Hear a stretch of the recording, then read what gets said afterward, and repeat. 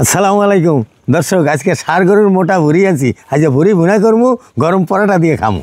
দেন একবারে আস্ত ভুড়িটা লইয়েছি, কেটা আর কমানে পুরেই লইয়েছি। দর্শক, আমাদের এদিকে 300 টাকা করে কেজি, কারণ আপনাদের ওদিকে কি কত জানি না। কাকু 300 টাকায় তো ভুড়ি আনছেন কেজি, আর এক বদলা লাগবে পরিষ্কার করতে। আরে বেটা, পরিষ্কার করতে লাগলেও যে গরম গরম পরোটা দিয়ে খাইতে কি যে মজা হইবে। আরে অব্বর মজা হইবে। বৌমা, একটা সার গরুর ভুড়ি আছি, দাও কি মোটা, একটু ওই হাসানো লাগে, একটু সহযোগিতা করি বুঝছো। তোমরা একটু সহযোগিতা করলে তাড়াতাড়ি রান্না করিয়া গরম গরম পরোটা দিয়ে খামন সবাই মিললা। ধরো দিয়ে এই গরম পানি তো করে লইছে, গরম পানি ছাড়াই তো পরিষ্কার করা যায়। এই আঙ্গুল দিয়ে এই জায়গাটা এরকম চাপ দিতে হবে বুঝছো। এটা পরিষ্কার করার একটা বুদ্ধি আছে আর কি, এই বুঝছো।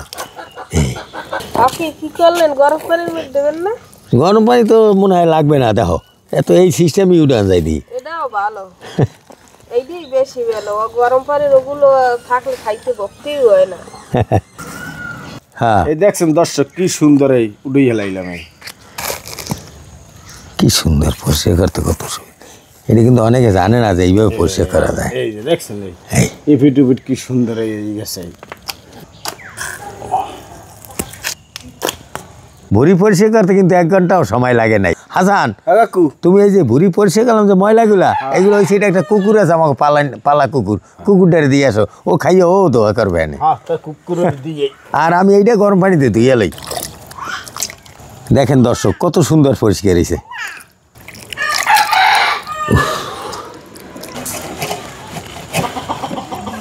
তুমি তো কইছো 1 বদলা লাগবে, লাগছে 1 বদলা, দেখছো।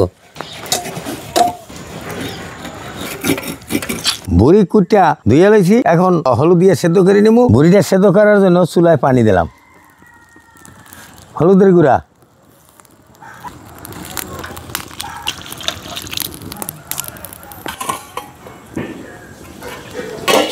দেখছেন ভুড়ি সেদ্ধ হইতে আছে, হালকা যে ময়লা আছে এটা বাইরেই যাইবে।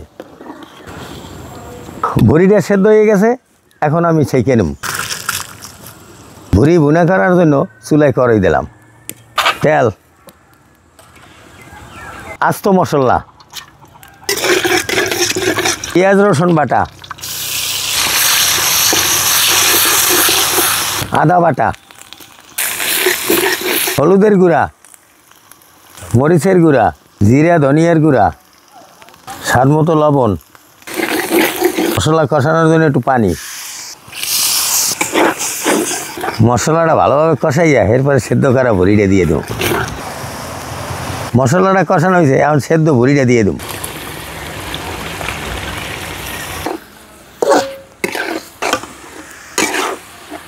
ভুড়িটা ভালোভাবে কষাই নেব, তারপরে পরিমাণ মতো পানি দিয়ে দেব। ভুড়িটা অনেকক্ষণ কষাই নিছি, এখন পরিমাণ মতো পানি দিয়ে দেবো। এখন ডাইকে দেবো সেদ্ধ হওয়ার জন্য। ভুড়ি ভুনা হয়ে গেছে, এখন একটু টালা জিরার গুঁড়া দিয়ে উড়ে গেলাম।